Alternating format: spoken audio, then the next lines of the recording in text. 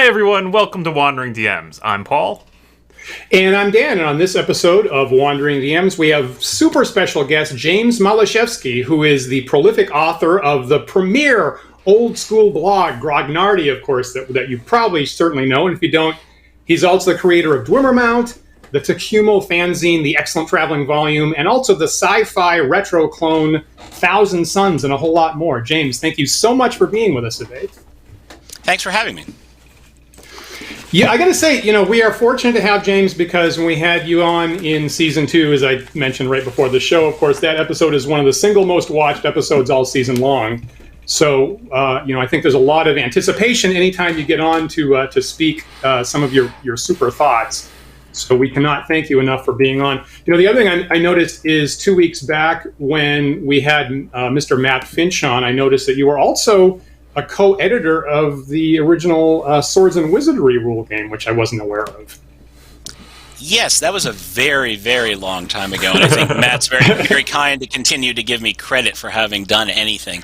That was, I think, the first version, first printing edition, whatever you call it. That was more than 10 years ago, but that my name is still there is surprising to me, and I thank Matt for keeping me there, because I haven't had much to do with it in a very long time.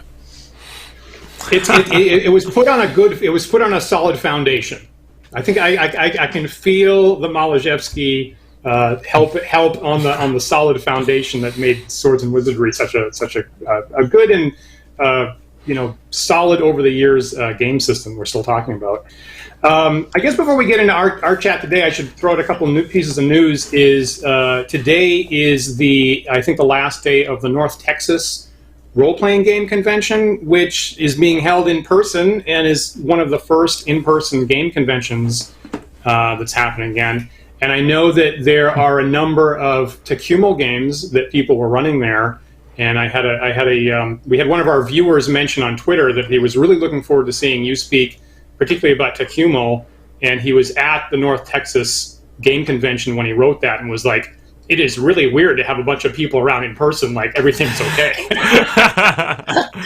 Yes, I know a few people who have actually gone. In fact, probably I know the person who's running some of the Tekumel games. So, I heard Amanda D is running a game. I don't know if that's who you're thinking of, or other people.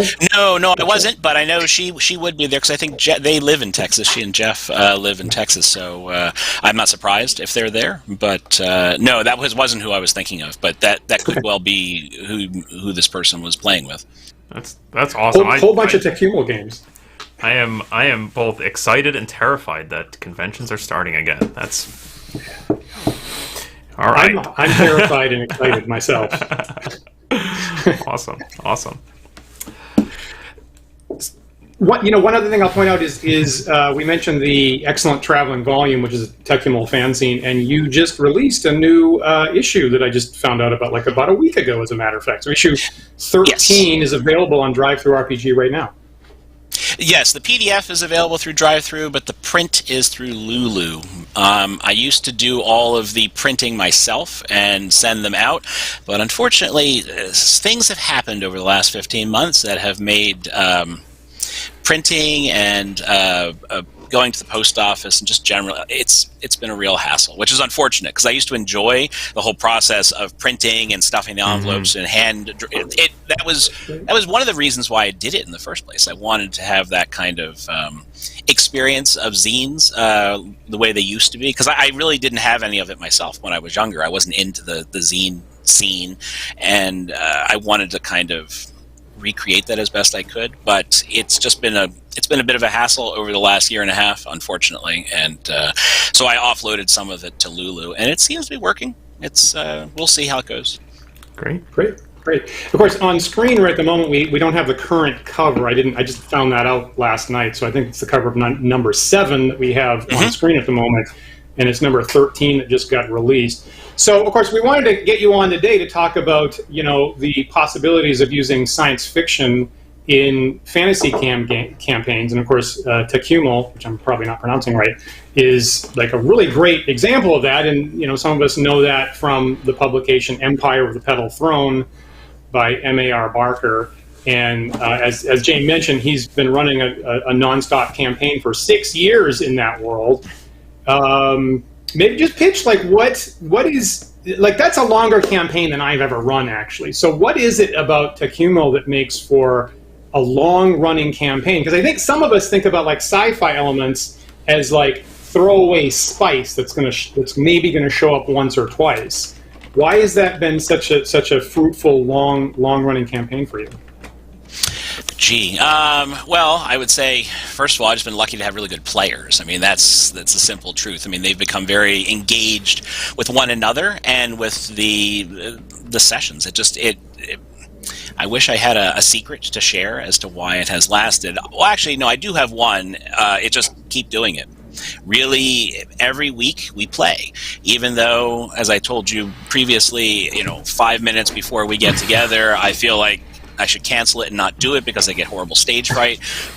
But just keep doing it, and that really has been the true secret to it. But to the bigger question of what makes Tekumel so engaging, it's a very wide and broad, I suppose, and deep kind of a setting. You can play it at a very basic level of just being a dungeon crawl like D&D, because it has built into the setting this idea of these underworlds beneath the major inhabited cities of the setting that go back untold thousands of years. And so you can run it as a mega dungeon sort of crawl if you want to, and that's fun. But all of the setting itself is filled with these very complex and Byzantine cultures that you can interact with. So if you want to get involved in politics or just sort of general social kinds of things, the world is also big and there's things that people don't know. So there's exploration. You can do all the things you would typically do in a fantasy RPG. But I think, to bring it back to our purpose today, the science fictional elements are what kind of set it apart. Well, one of several things that set it apart, because Tekumel is what I call secret science fiction. It is a setting that appears on the surface to be fantasy because there's magic, there's this sort of ancient medieval technology, the social structures are archaic, there are gods and demons and things of that sort, but it's all on a science fictional basis, right? So the magic has a rational basis to it, though no one, or very few people in the setting actually understand that. So as the players, through their characters, continue to explore and interact with it, they become to realize there's more here. And I think that's part of what pulls people in. That's a big part of it anyway. There's this mystery of what's happening in the setting and how things got to be the way they are. So I'm super curious about this, James. I have no basis in Tekumel, never played it, never read it, and frankly haven't done a lot myself of intermixing fantasy and sci-fi. So I'll be asking the dummy questions here. I'm really curious. I have run the one thing that comes to my mind when you talk about like secret science fiction. I have run some Deadlands, which anybody who's read the Deadlands books knows that it's kind of this interesting historical / supernatural setting. But in the end, there's a surprise reveal at some point about what's causing all this. So I'm kind of curious, like especially from your perspective of having run the game with your players, like do they know coming in that this is a sci-fi fantasy blend? Is it a surprise to them to discover it partway through? And at what point in the 6-year span did they discover it, if so? I had the same question. This is my burning question as well. And I also haven't used very much sci-fi, so I will also be asking the dummy questions, but that was my top one. So thank you, Paul, for asking that. There you go. That's my big question. Okay, so let's see. My group of players was a mix. There were some people who knew Tekumel beforehand, so they were familiar with the background. Some of them were passingly familiar with it. It's like, oh, it's that kind of weird fantasy game I've always wanted to try. And then some were complete novices who knew nothing about it at all. They might have been familiar with the name, but they didn't know any of the details. So it was a big mix. It didn't make a difference, particularly the fact that some people knew the sort of deep history and background of the setting compared to anyone else, because as I say, there's so much to play with in the setting. I don't want to make the sci-fi elements are there, but they're not the primary point of interest. I mean, you could make them so if that's what you're interested in. But when it was that they finally knew, as as players, I think the ones that were unfamiliar with the setting started to learn things at various points throughout the campaign. They'll come across things that made them start to think, there's something strange here. This is not what I imagined it to be. The characters themselves still don't have any real sense of that because they have no context for being able to say. They know in the setting, there's often talk about, the ancients, the great ancients. They were able to do these wondrous things, but it's always phrased or couched in very fantastical sort of terms. It's when they walked with the gods and they had these great powers and so forth. But it's such a non-scientific setting that there's almost no basis for any of the characters to ever realize these things.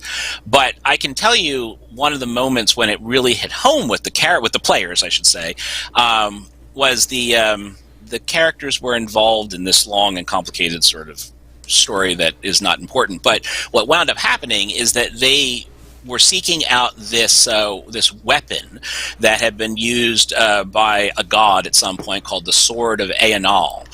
And they had heard that after it had been used in this fashion that saved all sorts of people, they needed to get it for themselves, and that this follower, this warrior who had fought side by side with this god when he was on Tekumel, he had this, and he took it off and founded a city. So they decided, well, we'll just go over and we'll look for it because it supposedly still exists. We need it, and they did. And after a long time, they realized the Sword of Aenal was actually a planetary defense emplacement.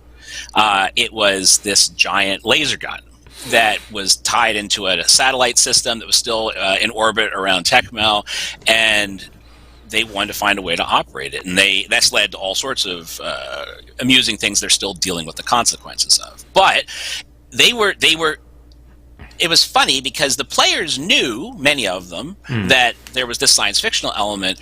But when they got there and they spoke to the leaders of the city and they said, we're on this quest to find this thing. Oh, of course, we can show you where it is. It's kept here. And then they saw it, and there was this building with this big gun on top of it. And the players, it's one of those moments that I'm sure everyone as a referee at some point has had where you're kind of proud of yourself because you managed to pull a fast one on the players in plain sight. They should have seen it. They should have realized what was happening.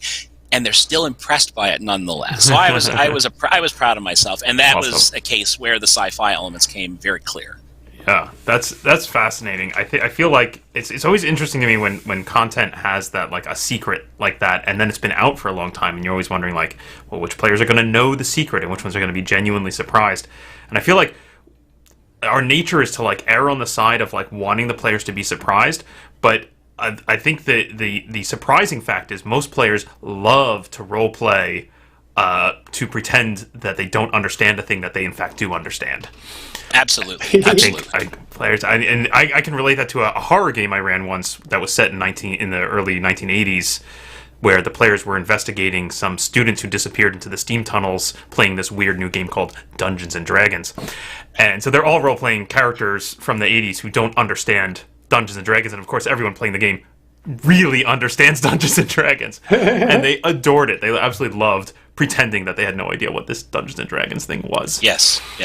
So yeah, I could totally see players just diving into that and being like, "What is this strange thing on top of the building?" That's great. So with Tekumel, so part of your experience, James, is that you've had it, like Paul's saying right now, is that's obviously a published setting where at least some of your players are aware of it in advance. If you and I asked the following because I feel like this is a thing that I misstep on a lot. If you rolled out, and I know you're working on a new campaign at the moment, and I'm personally really interested in hearing about that after you emailed me about it a while back. If you're rolling out a brand new campaign and you had full control over the revealing when there were sci-fi elements, how soon should you do that? Should you get buy-in from players like before you even get started? Or should that happen in the first month? Or would you want to hold off for like a year before, there's also some sci-fi in here? I'm going to punt that one a bit and say I don't usually have a plan about these things. I'm a very lazy referee. I don't plan things out more than about 15 minutes into the future. So it depends. I have no idea. I mean, in the case of my Tekumel campaign, I think it took it was some time before it came up in the game at all. And when it did, it was primarily through magic items. Because a lot of the magical devices, I even call them devices already, magic items in the game are actually technological devices. Mm-hmm. And so when they encounter them, and they're widely known in the setting, there are these little things called eyes. They're these tiny little orb-like things that you hold and you press a little button in the back and they do something. They're a bit like wands, I guess, in D&D or something, but they do a variety of different effects. Some of them are weapons and some of them are not. People know about them, and they were just ancient tools that were used, technological devices. So I think that was probably when it first started, when they got a hold of one and they felt really impressed with themselves because they had actually managed to find one. But that took a while before that happened. But I could see, on the other hand, it's starting early. It really, I don't think there's a single answer, unfortunately. I don't know if that's satisfying or not. It's honest. It's honest. One thing I should point out is we also, in the live chat at the moment, we have one of James' players, actually, Stephen Wendell. And Paul, I don't know if you can get up his comment about when he felt he knew. Yeah, he says here, I think it was the first tube car station that made it clear it was a technology-based magic. Okay, well then if that's the case, then that was quite a while. Yeah, there are these, like a planetary kind of subway system called the tube cars, and they sort of travel about, which is a great, again, it's a wonderful device in the game because since the people who live on Tekumel, for the most part, don't know how these things operate, if you get in one of them, you can wind up almost anywhere. So it gives you an opportunity to sort of travel around and see more of the setting than you would otherwise be able to. Mm-hmm. So it's a great device for adventures. Cool. I should point out that Stephen is one of is one of the best patrons that Wandering DMs have, and so obviously as a player in James' campaign and viewer and patron of Wandering DMs, he has excellent taste, and we encourage anybody watching today to follow Stephen's path. Because obviously he has exquisite taste. On the issue of how soon do you reveal that? Two things came to mind this morning. I recently read a book on screenwriting where part of the advice on that is to, like in the first scene or two, say out loud what the theme of the series is going to be, what the theme of the movie is going to be, but do it coyly in the mouth of like a secondhand character who's unreliable, so that at the time when the viewers first see that, they don't actually believe it and think that it's garbage, and then later on, when they think back to it, go, oh, geez, they actually did tell us that in the first scene, and I wasn't smart enough to pick up on it right then. And I thought that was pretty clever. The other thing is we had our friend Doug Vahovic of Nerdarchy wrote a blog, I think last year, that was saying if your campaign's going to be about mind flayers, make it about mind flayers in the very first episode. And I think that part of his thinking was, for a lot of us, like, again, I haven't had a 6-year campaign in my life. A lot of us, our plans for campaigns, maybe they get snipped off earlier than we expect, or we don't pull the trigger until the campaign's almost about to wrap up. And I think that's certainly a problem that I've had. So at least Doug's advice was do it sooner rather than later to make sure you actually get the theme in the game at all. I can see that. What I was going to say is, in the case of what I've been doing with Tekumel and Tekumel in general, that it is secretly science fiction is not the point of the setting, right? Okay. It's just it's a piece of background information that I found very helpful in thinking about what the setting is like and what the mysteries are and where the player characters might go and what they might encounter. But I've never really got hung up about the fact that it was a science fiction setting. I mean, because to the people who live in it, it's not particularly. They don't, as I say, they don't have any frame of reference for being able to do that. Science, as we understand it, as a sort of a method of reaching certain conclusions or putting forward certain hypotheses, they have, that's just not the way their world works, because you have this magic, for example, which makes it a lot. There's not much reason to sort of explore things in an empirical, scientific way, because magic is understood well, and it produces a lot of the same effects with much less difficulty. Fascinating. Yeah. That's the thing that I would overlook. I would overlook that take on it. I think it's pretty interesting that it's not the point, right? It's like something that's interesting about the setting, but it's not like we were watching Lost and there's some, like, this is the mystery to be revealed that everyone's going to go, right? And then now the campaign's over because we figured it out. I think that's really nice. I was going to say there's a funny story about that. Yeah. Okay. Because for a lot of... for those who don't know, forgive me, but Tekumel, the reason that it is the way that it is that it was originally, it's in the very far future from the present day, and the planet Tekumel was dropped into this pocket dimension where there are no stars, and it's in its own little reality, which is one of the reasons why magic works the way that it does. And for many people, exactly how and why this happened is a big deal. They obsess over it. A lot of fans of Tekumel obsess over it. And I was told a story once that Professor Barker, when he used to run the Tekumel campaigns, there were two of them. And one group of them was made up of people from the University of Minnesota Wargaming Club, or the Conflict Simulations Association, as they were known.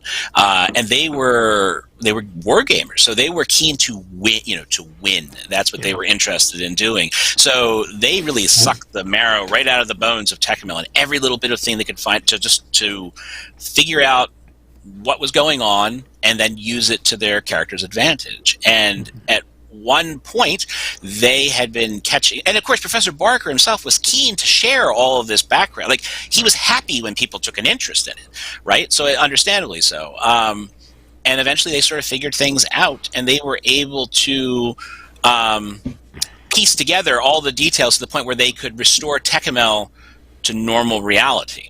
So the other group of players came over to Professor Barker's house, and for their usual weekly Tekumel session, and he said, there's no game. Well, what do you mean there's no game? It's done. Tecumel's done. It's done. So what? And they explained the story of how it's over. It's done. They beat it. That's it.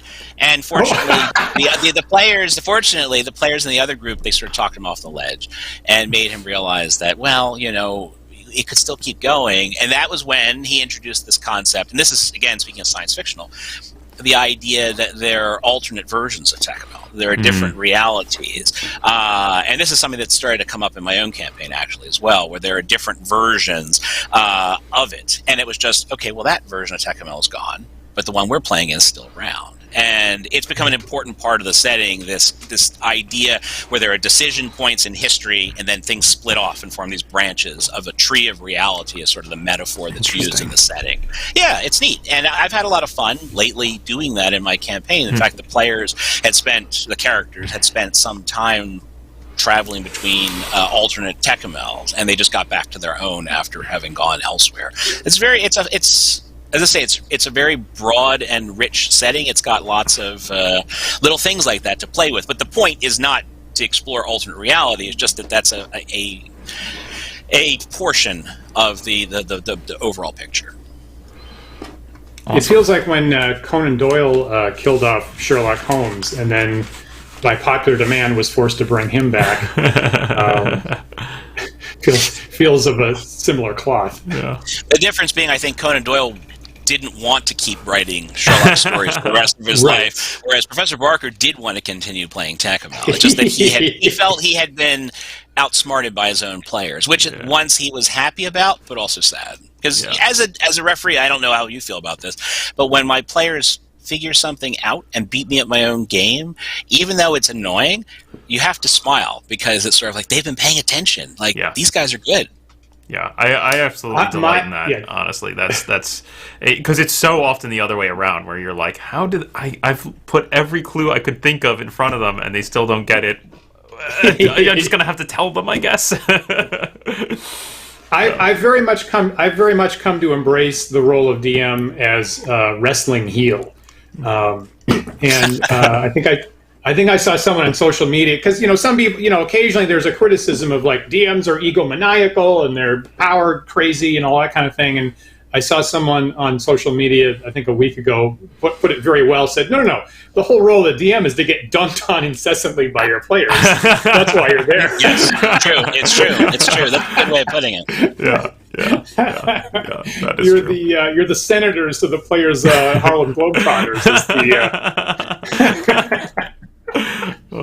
Is the idea. On this idea of go ahead, Paul. Oh, I was going to twist this in another direction. I was curious if we should start investigating like the history of how we got to the point of. I think it's very interesting, and my brain always goes to the way fiction used to be organized at the bookstore, right? Like in the 70s and early 80s, I don't recall there being a separate fantasy section to the bookstore. It was all just science fiction. Right, and correct me if I'm wrong, but Barker was running these games in the 70s. Is that right? Like late 70s? Yes. Yeah, they started. The Empire. The first Tekumel campaign began within just a few months of D&D's being released. Actually. Yeah. So it's very old. One of the oldest RPG campaigns outside of like Blackmoor and Greyhawk. Yeah. So it's interesting to me that at some point literature. Sorry, Paul. He'd written literature prior to that, and then applied D&D to run games with it. Is that right? Well, no, not quite right. He'd been creating Tekumel for a long time, since he was a child. Basically, this was sort of a world that he had come up with out of his love of languages, partially. Okay, you know what? I should go back and correct myself. You're not completely wrong. He's never published anything. He did write stories of his own in sort of proto-Tekumel that we've only just begun to find now that his archives, his papers are going through from the Tekumel Foundation has them. So we've seen some of those things, but he didn't publish anything formally, like fiction set in Tekumel until, I forget when the first one came, early 80s, I think it was. I can't recall now. Interesting. And Paul, what was your question? I was just going to continue to expound on that point of like in those early formative days, I feel like there wasn't a distinction between sci-fi and fantasy. So like having sci-fi elements in your fantasy campaign was just part of the greater genre of what you're exploring. And at some point they bifurcated to the point where now people are surprised, like, "Ooh, you're mixing sci-fi and fantasy. How fascinating!" So I'm kind of curious. I don't know if there's any way for us to know, or if you know, James, but that like how what was Barker's approach here? Was that just normal that he would co-mix those two elements, or? Yes, I think in his case it was definitely just a normal thing. You're right that it wasn't until sometime I would think it was probably sometime in the 70s, or it could have been in the 80s, when they started to have separate sections in bookstores. And I suspect it was probably done mostly for marketing purposes, just for, being able to separate them. One of the things I always talk about is how Fritz Leiber's story, which one is it? Ilmet and Lankmar, I think it is, won either a Hugo or a Nebula for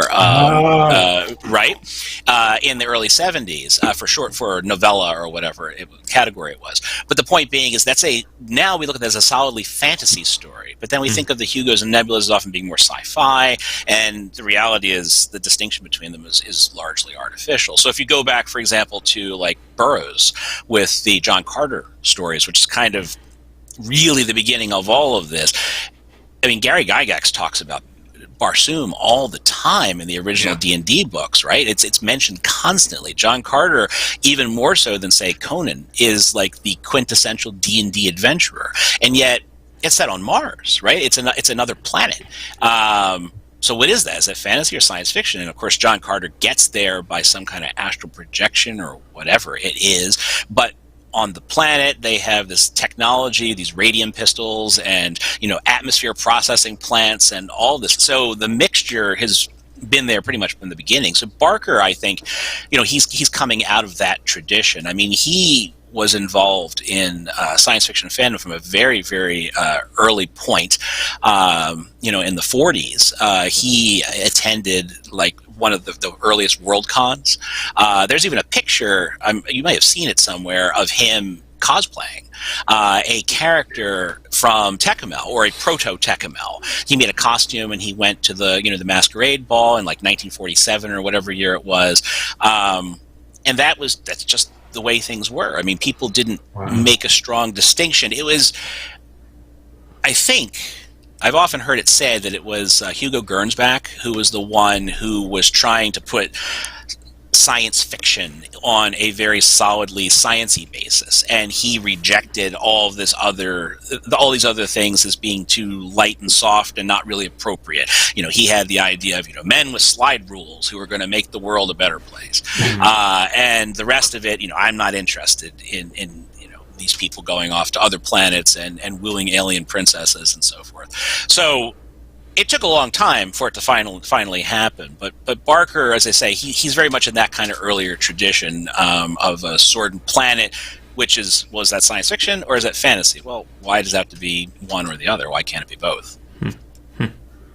I should tip the hat to our viewer John Miller, who, like a couple minutes before we even started talking about this, correctly anticipated that we were going to have to talk about John Carter. Yeah. So John asked a couple minutes ago, was Tekumel inspired? Was Tekumel specifically inspired by John Carter, or was it other pulps that Barker was looking at? Was that a whole gumbo? It was definitely an influence. I mean, he mentions it at the beginning of Empire of the Petal Throne. He talks about the things that were influential on him, and he mentions Barsoom. He also mentions Robert E. Howard. He mentions Conan as well. Mm-hmm. So those are both important. And Barker himself corresponded with all sorts of early sci-fi people like Jack Vance, for example. So Dying Earth has an influence on, and again, Dying Earth, I mean, it's the far future, and there are technological elements to it, but there's also magical ones. And it's sort of, what is the Dying Earth, right? Again, why'd you have to choose? And just in case there's some really new viewer to the show, of course, Vancian magic system was what was excerpted by Gygax to really found the D&D magic system with the original memorization, and that's the limitation that wizards have and things like that. And at least for many years, we used to refer to the magic system in D&D as the Vancian magic system. So that was incredibly important right there, and it came out of, as James just said, really a far future setting. I that's feel a really like good point, actually. It seems to me like there are two kind of different approaches now to mingling fantasy and science fiction, which really triggers for me a reminder of actually an interview I saw once with Mel Brooks, who was describing the difference between his style and that of Gene Wilder. And he said, Gene likes to be really in the fiction and not acknowledge the audience at all, whereas I like to wink at the audience. And I feel like, we see that here in terms of like some settings where science fiction and fantasy are just commingled because that's just the way it is, and like that's just the reality of the world that I'm in. But there are definitely other cases, I feel like, where the introduction of the sci-fi elements are kind of the author winking at the audience, at the players, as if to say, like, we all know what this is, but isn't it funny that the characters don't? And I'm not sure exactly when that started to get introduced, but most of the things that I'm thinking of that I have basis in are more in that realm of that kind of wink at the audience. I mean, I feel that when this conversation comes up, like I can see, it doesn't work for everything, but at least a couple of Howard's Conan stories I feel have that. So there are times when Conan's fighting a wizard, and the wizard pulls out a golden orb and does something with the orb and pitches it at Conan, and then it blows up in a fireball. Mm-hmm. Or I think it's the story Black Colossus, where the two armies are about to meet, and the wizard's chariot comes running across the middle of the battlefield, and he's pouring out some kind of chemical product out of an urn that then blows up into a wall of fire. And I feel like at least a couple times when I'm reading even Howard, you could have read it as really some kind of early alchemist that's being interpreted as a wizard. So I feel like even in a really early stage, that stuff was out there. Interesting. Oh, sure. I mean, you have, there's one I always talk about is Tower of the Elephant, where Yagkasha is an alien. I mean, he's a being from another world. Right. Now, again, what does that mean? What is another world? Is it another realm of existence, or is he from Pluto or something? We don't know exactly, right. But he's portrayed as not being native to this Earth. And he's an alien being, an extraterrestrial, effectively. So yeah, it's definitely there. It's in all those things. And like Lovecraft, even though it's set in the modern day, and so you wouldn't call it fantastical, nonetheless, the Cthulhu mythos is filled with things that are effectively like very advanced science, but to primitive people, that is us, they would appear to be magic. But Cthulhu and his cohorts are really, they're extraterrestrial beings of immense power and knowledge, so they're able to achieve effects that we don't understand, and to us they just appear to be magical. It's really funny you mention that, because when I dig into like the Appendix N list, my thesis is that ultimately Lovecraft's the root. And he's about the earliest one in that list, and he had so many connections to the other important pulp writers. And for many, many years as a young person, I stayed away from Lovecraft because I don't do horror at the time. I said, too much for me, I don't kind of do that kind of thing. And then at some point, and I was terrified by the Errol Otis art and things like that. And at some point I picked it up, and I finally started reading Lovecraft, and I was like, this isn't horror at all, it's just science fiction. Yes, absolutely. I know. I think that's a good thesis, and I think Lovecraft himself, if you look at the trajectory of his career, his later stories were definitely more in a science fiction vein, like At the Mountains of Madness, where you see about the creation of life on Earth by the Elder Things, and likewise the Shadow Out of Time with the Great Race and their mental time travel abilities and so forth. Yeah, they're definitely becoming more and more science fictional, and your idea too that he's sort of the root of it. I think that's a good one. You should do a post. You should do something about that sometime, because it's a really good idea, and it's. Yeah, I mean, I think you're really onto something, because you can play lots of degrees of separation because of Lovecraft. He's sort of at the root of it. Fritz Leiber, for example, was a correspondent of his, and Lovecraft offered his advice on the early Fafhrd and the Grey Mouser story, the very first one, and told him, don't set it in history, make it a fantastical world. And there you go. I mean, yeah, it's really neat. Interesting. Yeah. Interesting. Fascinating. I of course, when I was talking about like the wink at the audience, I was thinking of things like the Elsbrag de Camp series, the Goblin Tower, where at one point I think Jorian escapes to another dimension through some magical device, and it's very obviously a modern highway that he's along. And he's like, there are cars, and it's of course described from his perspective, but it's clearly like a joke to the reader of like, haha, we all know that this is just a highway, but it's freaking him out. I feel like Pratchett used that once as well in one of his stories, where somebody is teleported into like a modern airplane, and it's like, what's going on, right? And of course, again, it's we know you and I, reader, know what's going on. Do you find yourself, James, ever using that kind of humor in your games, or is it a more serious tone in Tekumel? I don't intentionally. Well, Tekumel is definitely more serious in it, but any role-playing game session has moments of humor in it. I don't see how they couldn't. And there are plenty of times when the players who definitely have better sense of humor than I do, they will come up and make suggestions about things to play with the various aspects of the setting, and it's fun. We enjoy that kind of a thing, but it's not intentional or something that's planned out in advance. Maybe this is just a commentary on my style, because I feel like that I would lean hard into that myself. Oh, sure. Well, no, there's absolutely nothing wrong with that. I mean, when you were talking about that, I was trying to think of examples of it, and the one that came to my mind actually is a bit earlier, is the movie Wizards by Ralph Bakshi. Mm-hmm. Right. Which it's serious, but it also has plots of winking at the camera about things in terms of technology and its place and what things are being used in what is now effectively a magical setting. So it's got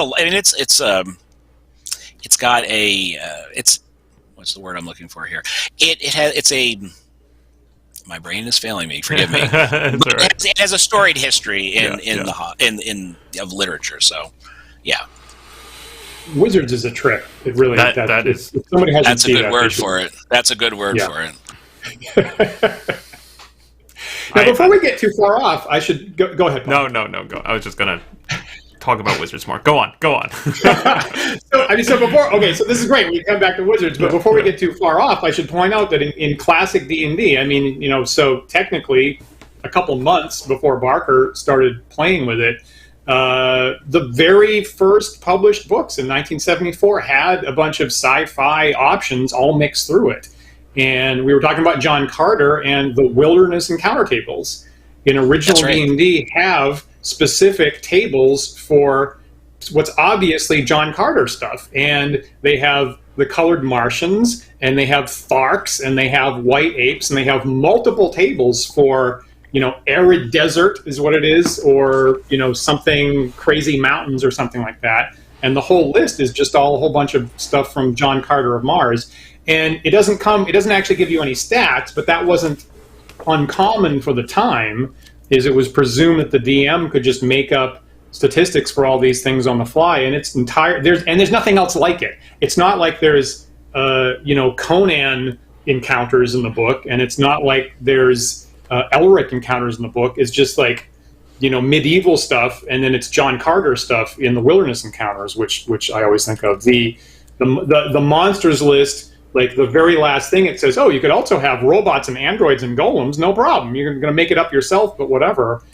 And even, I think in the very first volume, I think page 5, when Gygax is explaining what the whole game is about, he says the campaign can stretch from prehistoric to the imagined future, but that's not great. Recommended until the medieval aspect is thoroughly explored. And maybe my problem is I haven't entirely explored the medieval aspect, and that's why I haven't gotten a chance to dig into the far future aspects yet. But I'm still working on that. I feel like I should be there pretty soon. Very soon, I think. Yeah, you're right to bring up all those things, and this is my own little drum to beat all the time, but Barsoom is really important. Mars and Burroughs is significant. Did I misremember? Did you have Ernie Gygax on previously? We did. No? We did. Yes, you did. Yes, You had Ernie Gygax. Yes. Well, because he quite famously, his character got transported to Barsoom by Gary in the Greyhawk campaign. And it was literally Burroughs' Mars. It was not just an imagined other planet, but it had all of those elements. So it's something that actually came up in the Greyhawk campaign. It's not purely theoretical or just some kind of, you could do this kind of thing. It was something that he actually did. I mean, he was quite interested in that. Great point. And I'm also thinking about, I was reminded that Rob Kuntz made the machine level that got incorporated into Gary's Greyhawk Castle, right? The whole thing was all based on technology. And I guess we would really be ashamed if we didn't mention Arneson's Temple of the Frog that you remind me of, James, obviously, which is in the supplement 2 to original D&D, the Blackmore supplement. And of course that has lasers and power armor and computers, and arguably it's the first published D&D adventure ever. Mm-hmm. Yes, and it's all in there right from the get-go. Yeah, and then likewise in Eldritch Wizardry too, you get all the artifacts, and some of those artifacts are quite clearly technological devices. There's like the Mighty Servant of Luke O, which is some kind of a robot, for example, among other things, right? So it was something they were playing with, and they felt very comfortable with including it. It didn't strike anyone in the mid-'70s as somehow inappropriate. And as I say, I think it's something that happened later, that somewhere along the line someone decided that for marketing purposes it was better to separate the two. And our frame of reference has now been entirely governed by that. But I mean, so many stories that we consider to be fantasy, like Terry Brooks' Shannara stories, for example, they're a post-apocalyptic Earth, right? And there's like evil artificial intelligences and all sorts of strange things like that in those, even though there are elves and dwarves and so forth in them. But they're like that. And there's so many novels and novelists that they didn't care. It wasn't a concern. It was people just expected that the readers would understand and not bat an eye at that. And it's only been much, much later. I mean, I originally had a hard time with it myself, because even though I was closer to that era, when I grew up, because we're all, growing up in the 70s and early 80s, but it bothered me. Like, Expedition to the Barrier Peaks was a module that I hated when I first saw it. I thought it was just, really? What is this? Really? Yeah, I disliked it. I really did. God. I disliked it. It took a long time for me to appreciate it. And once I did, I love it. I mean, it's great. I mean, it's had a huge, huge influence on me since. But at the time, it's chocolate and peanut butter. They don't belong together. Mm-hmm. Mm-hmm.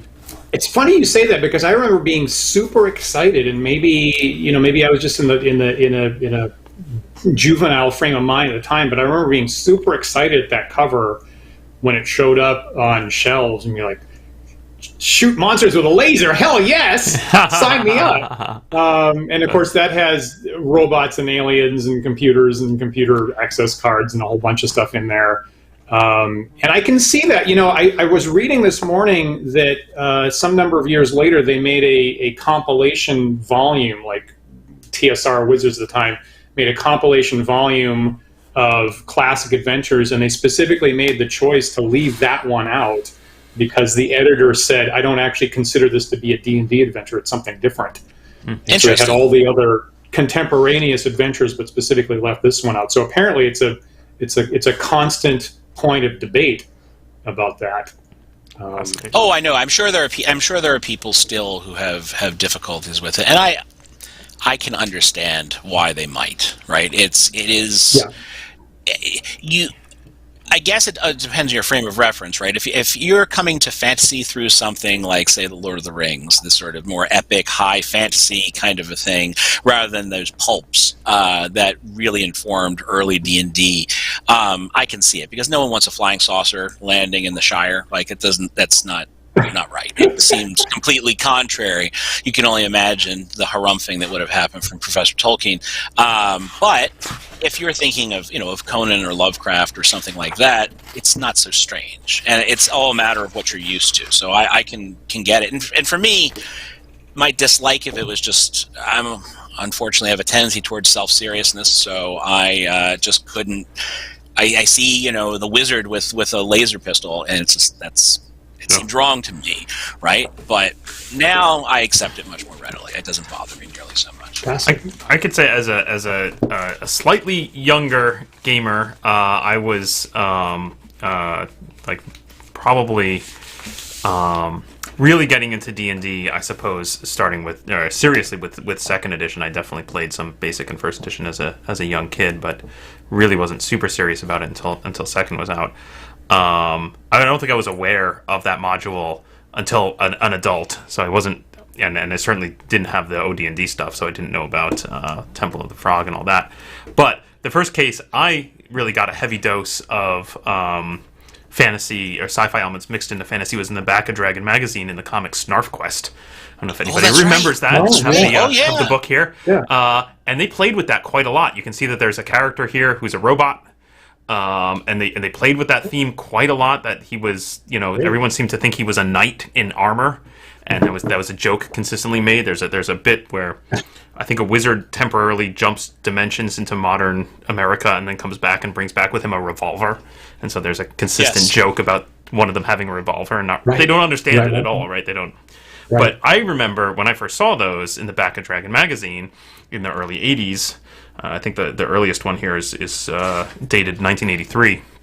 I was taken aback. I was like, "What is this? Why are they ruining this fantasy with these weird elements of modern and futuristic stuff?" Awesome. But it was all done for laughs, and it's just a comic. So I was like, "All right, I guess weird, but okay." And I don't think I even realized that he was assuredly drawing on that kind of D&D content that readers of Dragon were probably used to. Yeah, I'd forgotten about Snarf Quest. Yeah.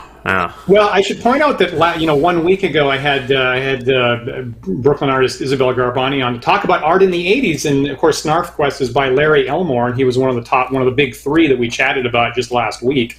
And arguably, maybe we didn't talk about that enough, actually. We were mostly talking about cover work they did for Dragonlance and things like that.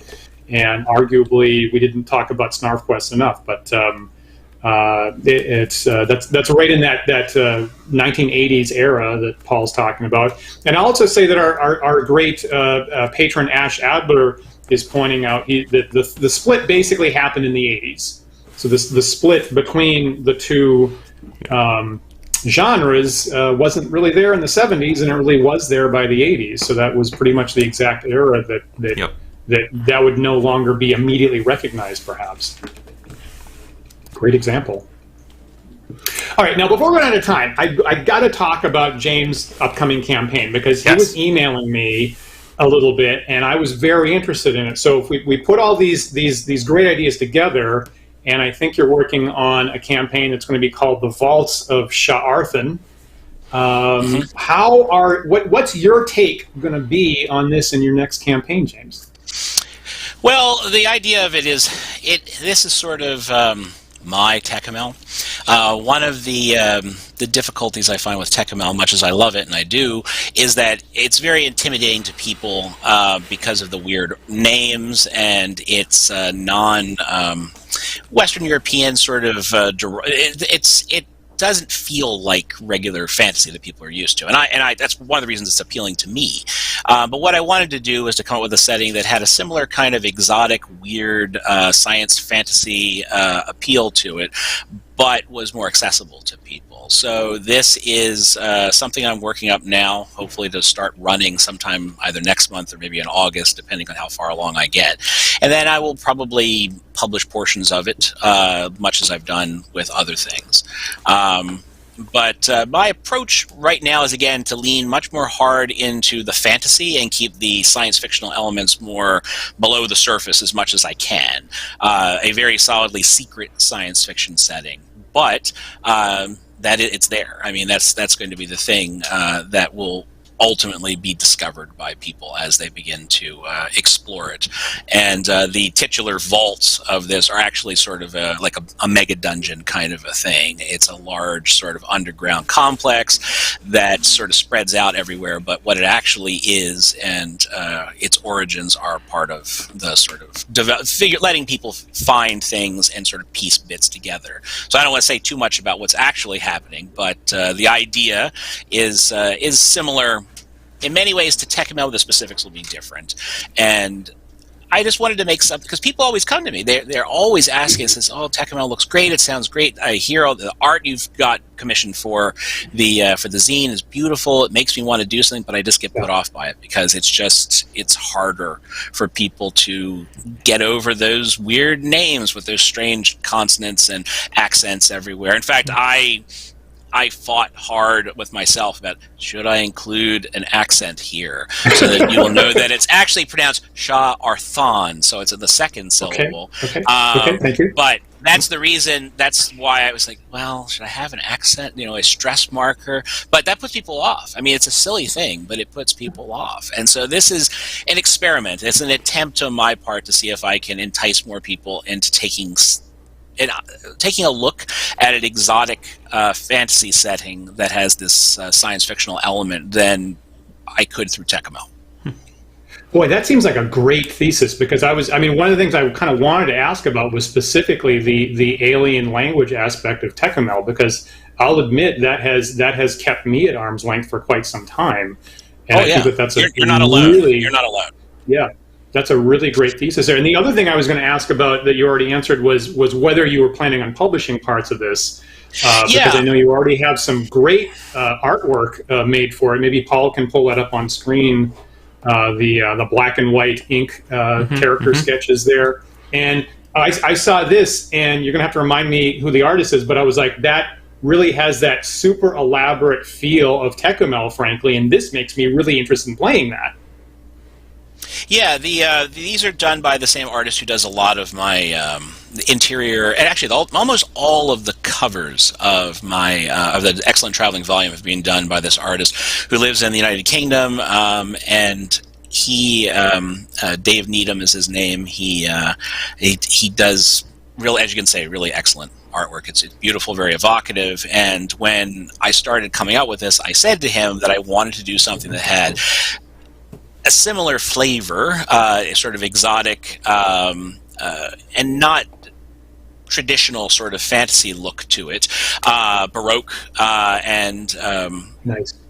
And exotic like that. I keep using that word over and over again, but that's what I wanted, something that had that kind of flavor to it. And he came up with, it was amazing. It's like he was reading my mind. But we've worked with one another, for a long time on these things. So I think he understands what it is I'm interested in. And but yeah, eventually I will put these out in some form or other. I'm not quite clear what, but my general feeling is to create by playing rather than create things in advance. So many aspects of this setting will probably evolve as I actually play it. And until I know exactly what I've created and what I've got, it'll be hard to know for sure where it's going to go. But yeah, it'll definitely, you'll see it at some point. Well, let me reflect one of the questions showing up in our chat here from John Miller, which is, what rule system are you going to be using for Vaults? Oh, okay. So the rules are based more or less on Old School Essentials, which is more or less a restatement of the Moldvay and Cook Basic and Expert sets. I like those a great deal, and I mean, I've always had a big fondness for the BX system. I think it's a good restatement of original D&D. It's quite easy to get into, and Old School Essentials is just it's nice. It's very well presented. I've just enjoyed it, using it in other contexts. So I've grown comfortable with it. But some aspects of it are going to be different. The character classes are going to be distinct from those. There won't be clerics, for example, and there will be different racial classes. Yes. You'll probably like Dan. You also probably like that the warrior class makes use of the sweep attacks, as you call them. Fantastic. See? Yes. This is the product that I've been looking for. Finally. Yeah. Well, having played a lot of D&D and Empire of the Petal Throne, which is very heavily based on original D&D, warriors are kind of boring. And it's not that they're a bad class, and there are lots of little rules in the game to make them more interesting, so they have more options. But they're hidden and they're not made explicit. And so, for example, there's cleaves or sweep attacks or whatever you want to call them. I think slice and dice, or I think that was something that was put up. I want to Mr. Mentzer's. Yes, I want to make that front and center so that they know that they're capable of doing something like that. And so that's the way it will be. It's original Old School's Essentials with new classes and other elements of it, but it's basically BX D&D. That's great. And I will point out that right behind Paul's head there's the pink and blue box, which is the basic expert set right there, which is one of our favorite additions, honestly. And about twice a year, I have a crisis of conscience when I say I just base my whole game on those. So we love that system, and we're so glad that Tom Moldvay, had some input, because he made just great decisions over and over again. So that's a really solid foundation, I think. We are just about out of time here, James. So I just wanted to ask if there anything about the Vaults of Sha Arthane that we haven't gotten to discuss that you wanted to make sure we got out there. No, not yet. You did a good job. I'm glad I got a chance to mention it, but talk to me again in the fall or something, and I might have more to tell you. Awesome. We're going to hold you to that. That'll be... Absolutely. If you want me to, I'll be happy. Sure. That's the best. Dan, any final thoughts on sci-fi and fantasy?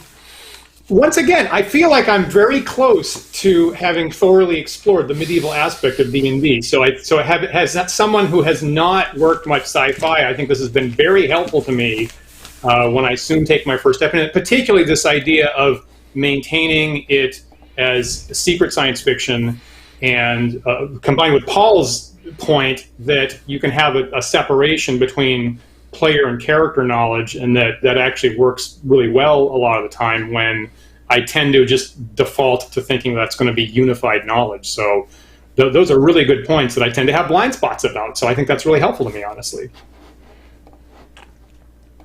Awesome. Fantastic.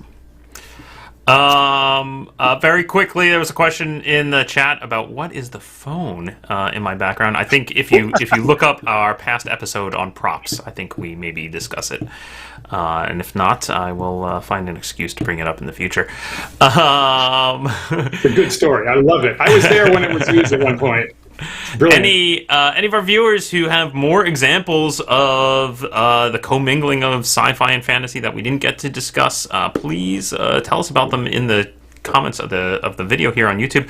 We would love to hear your thoughts, questions, observations. Maybe it'll be a topic rich enough for us to revisit at some point in the future.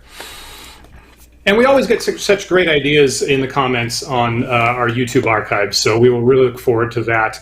And if you're new to the show, remember that you can like and follow and subscribe to us, the Wandering DMs, and we're on a bunch of social media sites such as YouTube and Twitch and Twitter and Facebook and GitHub.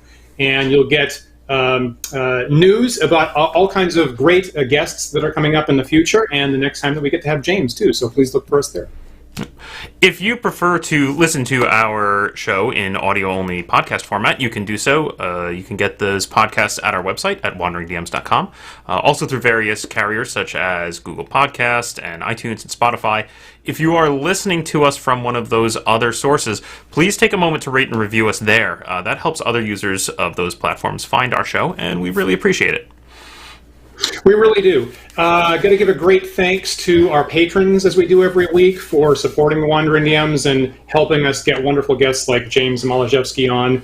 And if you are in a position where you can join our generous sponsors, we hope that you will join us at patreon.com/wanderingdms. And we have a couple of different tiers there and great benefits like invitation to our private Discord server, where we have continuing awesome conversations all through the week, monthly behind-the-scenes videos, polls and surveys on things you want to see on the channel in the future, discounts on merchandise, and after-party chat that we hold on video with our patrons after every Sunday show. And the conversation will continue in just a couple minutes, as a matter of fact.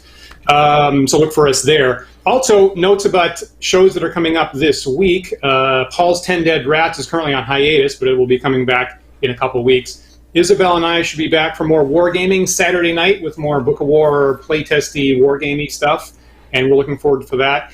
And I got to say, next week, really interesting guests. We have the guys from WebDM on 1 week from today on June 13th, Jim and Pruitt. And they're going to be talking about a Kickstarter that they have going on right now called Weird Wastelands, which itself is based on a bunch of stuff like John Carter. And they have a wonderful cover to Weird Wastelands, and it's basically a Mars landscape, and if you look really, really carefully at the giant sun on it, you might be able to see a teeny tiny little figure leaping across the horizon. And so it's really, we'll continue the conversation about D&D stuff based on John Carter in 1 week, which I couldn't be more happy about with the WebDM Awesome. guys. So look for us there. And James, thank you so much immensely for coming back, and we'll hope to have you again sometime when you have some more experience running your custom campaign. Thanks. I'm glad to have been here. Thanks for having me. Fantastic. Don't forget, we are live every Sunday at 1 p.m. Eastern Time, so we do hope that you'll join us again next week for the WebDM folks, Jim and Pruitt, and another thought-provoking discussion. We'll see you then. Bye, everyone.